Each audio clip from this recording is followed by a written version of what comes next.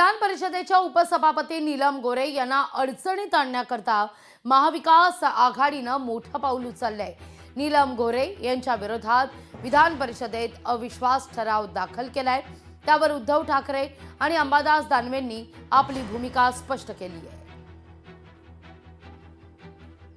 तो खरा अविश्वास प्रस्ताव आणायला आमच्याकडनं उशीर झाला।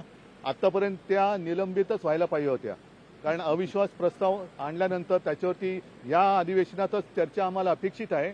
आणि कोणी जरी असलं तरी ज्यांनी जर का त्या एखाद्या नियमाचा किंवा कायद्याचा भंग केला असेल आणि अविश्वास ठराव ज्या कारणासाठी आणले ती कारणं तुमच्यासमोर येतील।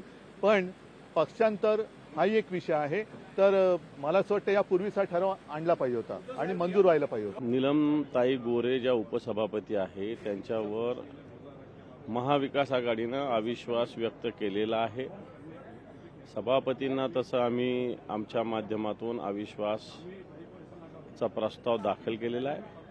पुढचा निर्णय सभापती घेतील, परंतु नीलमताईवर अविश्वास आम्ही व्यक्त केलेला आहे, सत्य आहे।